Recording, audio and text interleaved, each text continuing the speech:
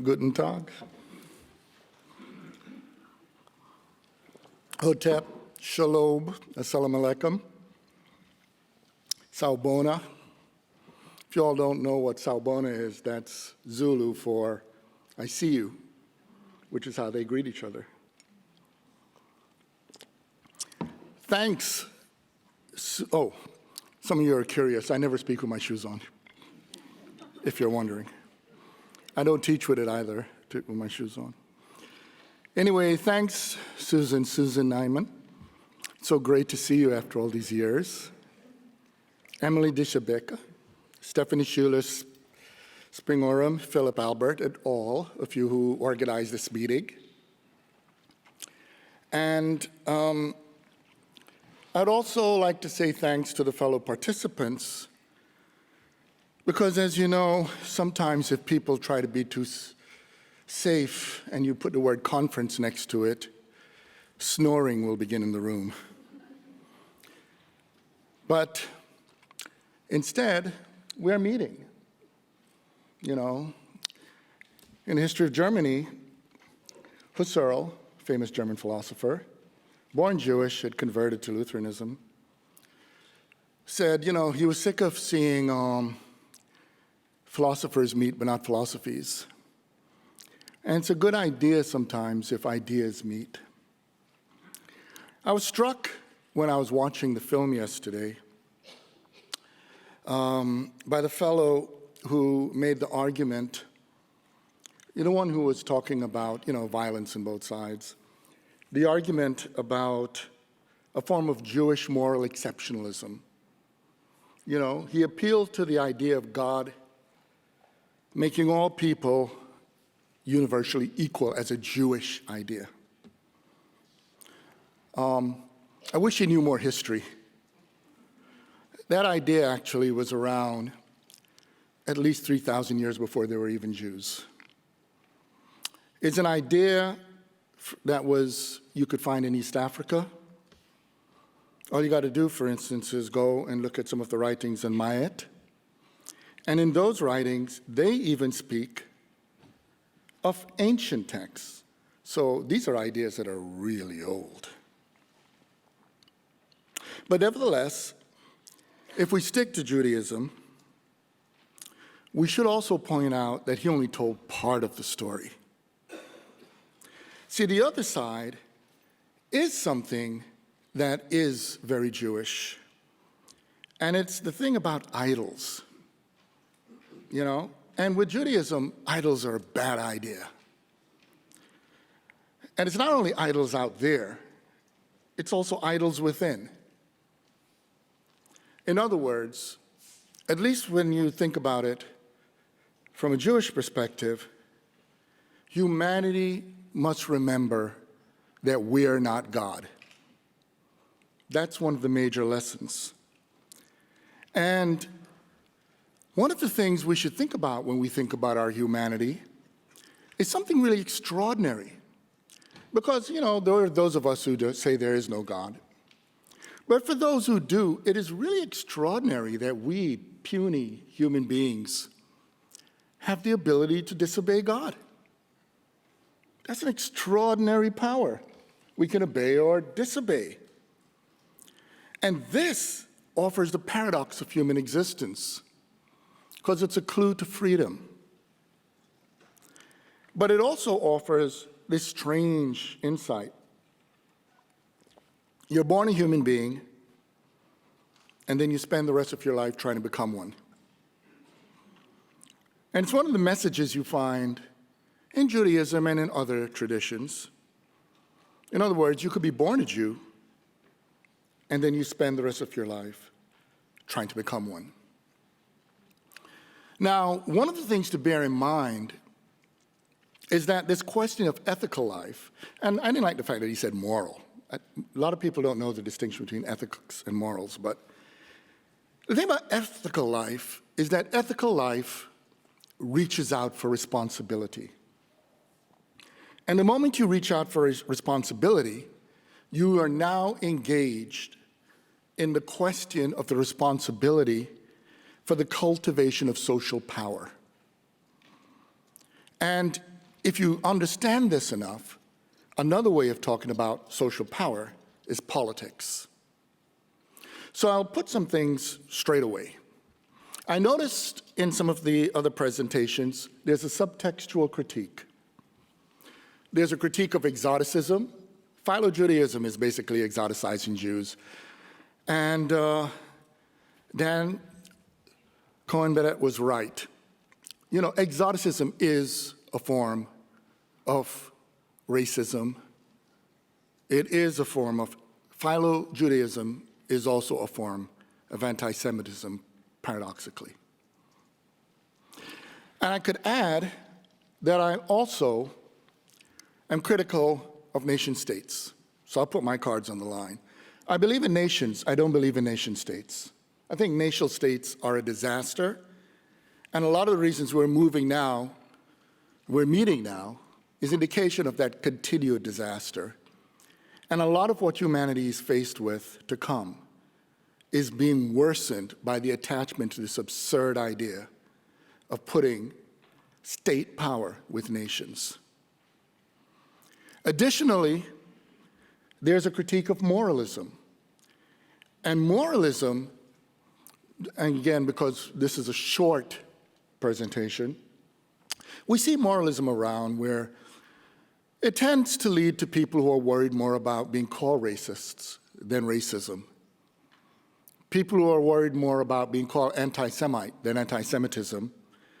And yeah, women in the room, you know the people who are worried more about being called sexist than doing something about sexism. And all those isms address the political realities. Now, this responsibility is taken on a struggle, bluntly put, between governing models or rule and what brings legitimacy to governing or rules, which is politics and ethics.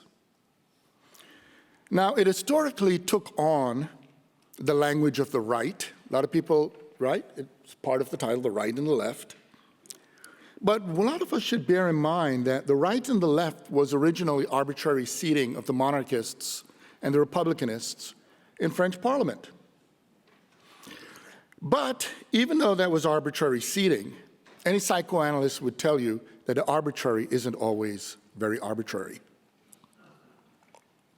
because of the implications of even having the term right, rectitude, straight, versus left, which in Latin is sinister, etc. That tells you there's more at play.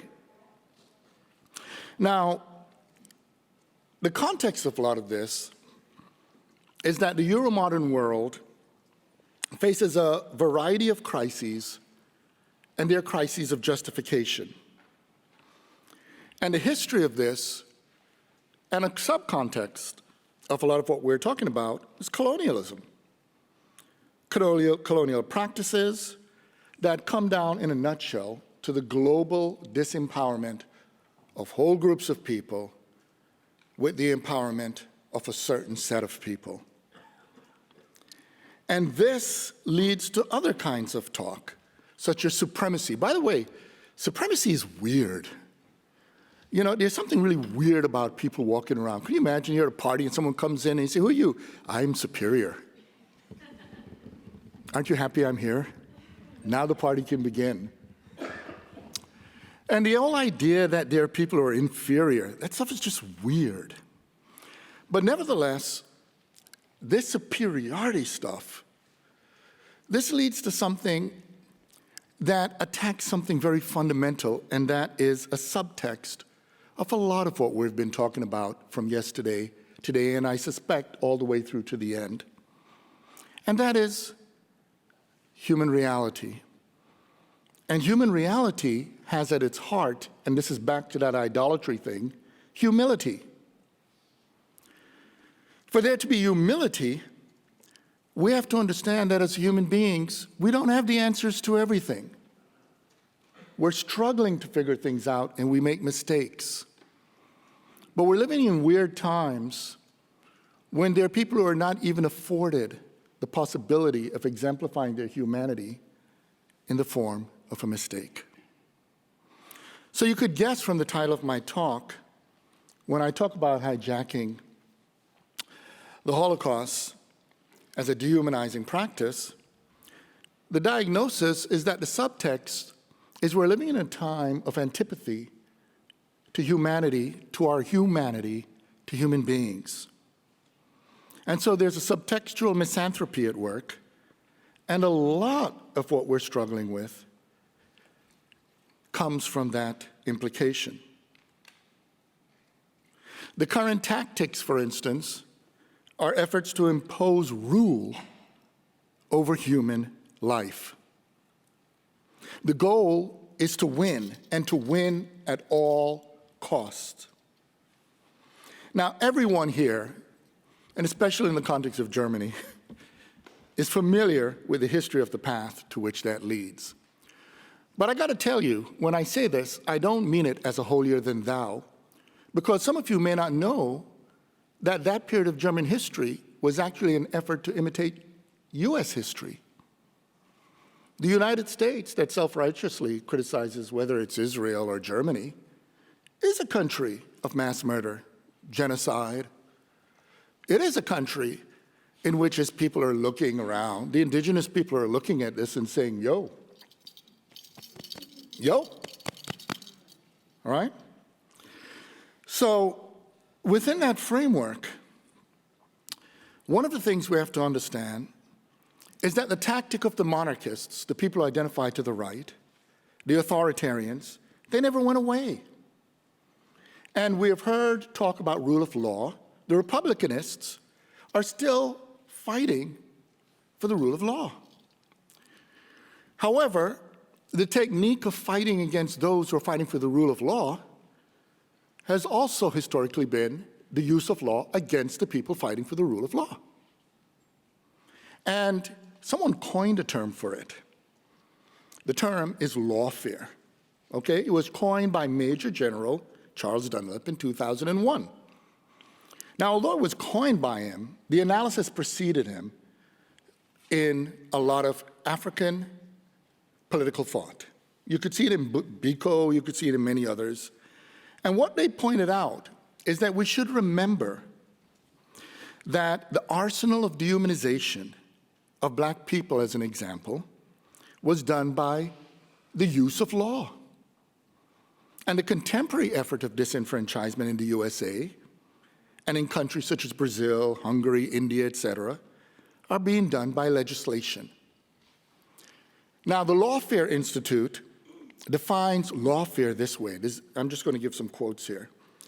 Lawfare is the misuse and abuse of law for political and military ends. It is the injunction of the words law and warfare, for it is a legal war. So we're dealing with people who see themselves at war. And sometimes we've seen pictures of them in their battle fatigue. The authors of the Institute statement go on, and this, given the conversations we've been having, should strike you. Quote, the use of lawfare is to destroy someone. Lawfare is using the following tactics: abuse existing laws to delegitimize and harm the adversary's public image. The use of legal procedures to restrain their freedom, to intimidate them, to silence them, influence public opinion negatively, to anticipate judgments and curtail their right to an unbiased defense, constrain public agents, and bring retaliations against the politicians to hamper legal defense mechanisms, tactical manipulation of a false cause, and attempt to harass and embarrass defense lawyers. It's all around. I heard, for instance, critical race theory brought up. But some of the philosophers in the room, or some of the people who are linguists, know this very well. You can demonize anything with the proper speech act. How does this sound to you? Would you believe they're teaching our children mathematics? Would you believe they're teaching our children history? Would you believe? You could see the speech act at work. And it makes, in fact, what's wild is even if you're expert, it could get you. I remember I was giving a talk once at something in which I really know this inside and out. And a person in the audience said, would you believe that Frantz Fanon said this? And for a second, I believed the person. And I said, wait a minute, he never said that. So that gives you a sense of the power of that gesture. But the thing to bear in mind is that as we speak about these, we also tend to speak about the right and the left in terms of parties and other institutions associated with them, but that's only part of the story. Another part of the story is to understand how people respond to crises. Now, a crisis is when you're in a situation where you have to make a decision, okay? But sometimes people don't want to make decisions because when you make decisions, you face responsibility. For instance, if you think about conservatism in a situation of having to make decisions is to imagine a time in which the crisis didn't exist. And so they imagine a past that was better, usually by tradition. And usually in that past, what conservatives usually appeal to is the notion of order. And this is one of the reasons why you often find law and order. But then the argument is disorder is from dissent and difference. And so if you could get rid of dissent and difference, you can get more order. And then after a while, you begin to get rid of so much difference, whether it's immigrants, whether it's people of color, whether it's around gender, until finally you're left with a group of people who look among each other and say, we're not homogeneous enough. And at the point in which it hits that extreme, you already know what's coming. It's fascism. Now, another response to a situation of crisis is to say, wait a minute. When we look back at the past, the people in the past faced crises as well. They had to make decisions, and it's simply our turn. But the liberal approach, the classical liberal approach, is to say, now it's our turn, but we, with humility, will make sure that we're not arrogant, and we'll lock it into the category of opinion. But the problem with liberalism when it faces the right is that the right has already taken a position it's at war. So what the right, using lawfare, can say to the liberal is, you should be liberal in tolerating my effort to destroy you. That's what it is in a nutshell. And so within that face-off, the right would win. But as we already know, history tells us, and Freud talked about this too, the right ultimately appeals to a lazy consciousness. It's the desire for the immediate. There has never been an ability to sustain a society through a right wing, because it ultimately depends on using up so many resources for so-called law and order that it's not dealing with the other human dimensions of life. So then you get to the question of dealing with the other human dimensions of life. And this is where you get into leftisms.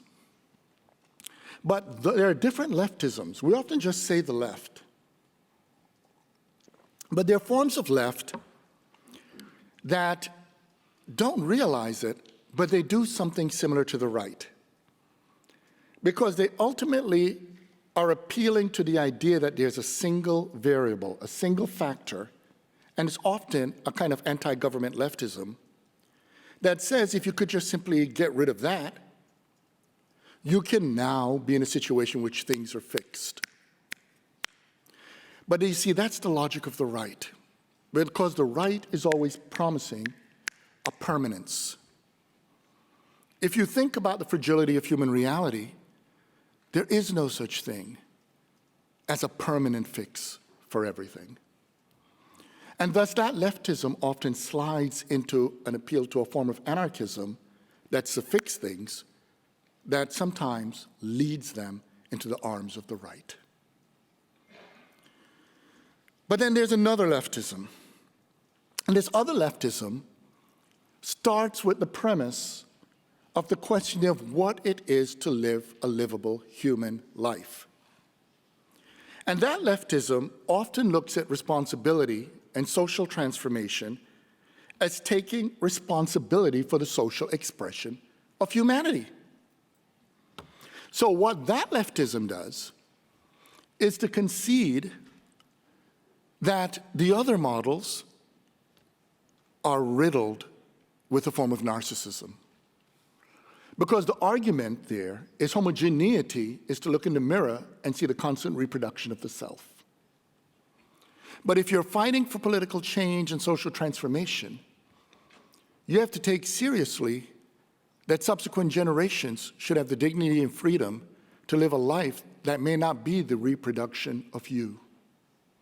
That's one of the reasons why I like the end of that film, because it ended with the possibility of subsequent generations that are different from those who preceded them.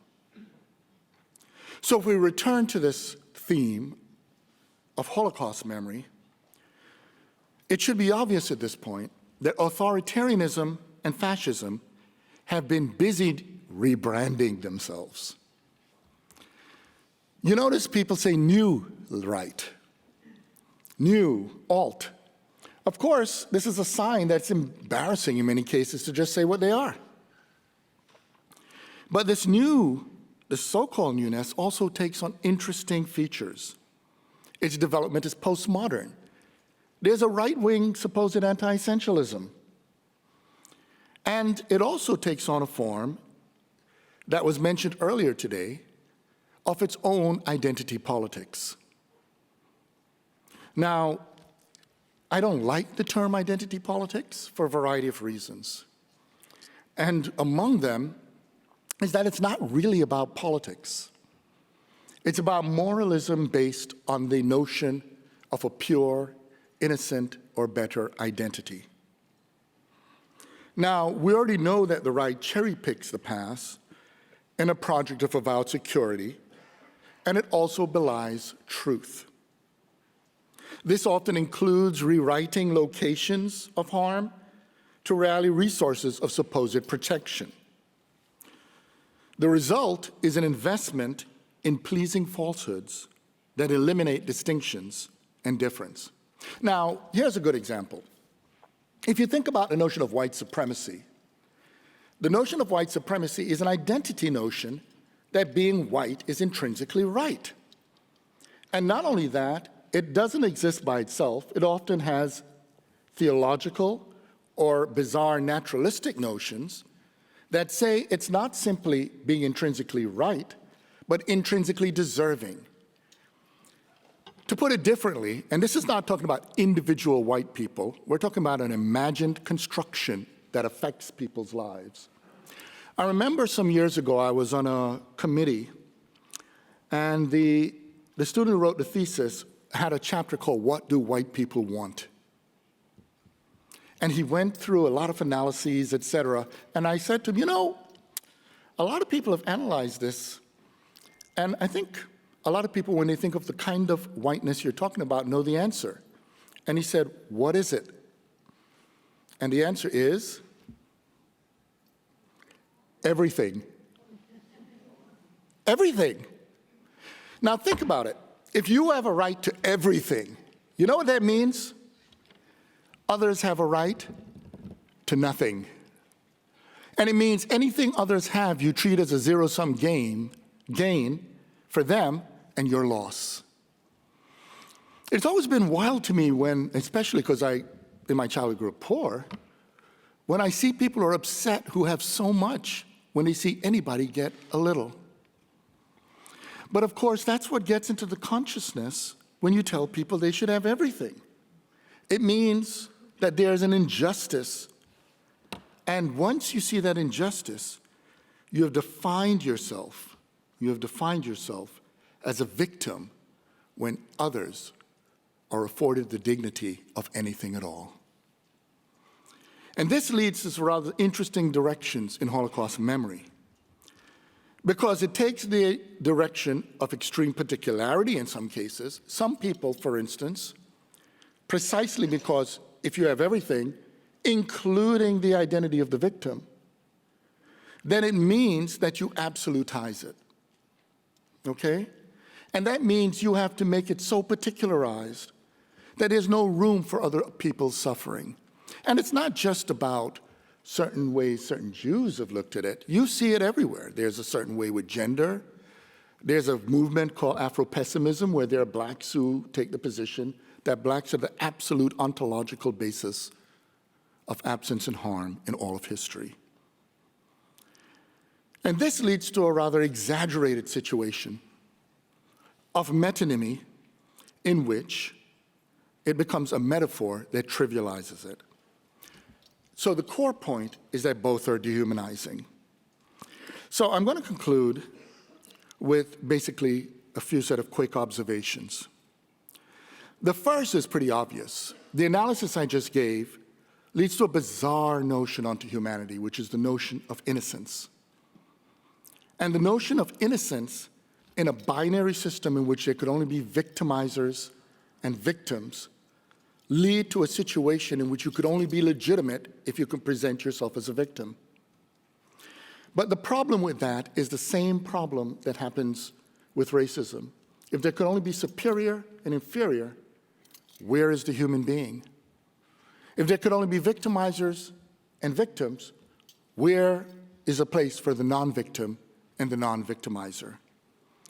And this reductionism leads to the moralization of social life in such a way that citizenship falls away, and what is absent is the ability to have political responses to political problems. So I conclude by pointing out this. If you deal with that closed dichotomy of victimizers and victims, what you have now is an intrinsically defined group of people who actually function with a license to do whatever they want to others. And this license is such that the result is the radicalization of dehumanization. And if we're going to fight against that, it means we have to understand that we don't do so through an appeal to moralism, but we need to make an appeal to a conception of political action through which citizenship and political life are able to come out as a breath of fresh air. Thank you.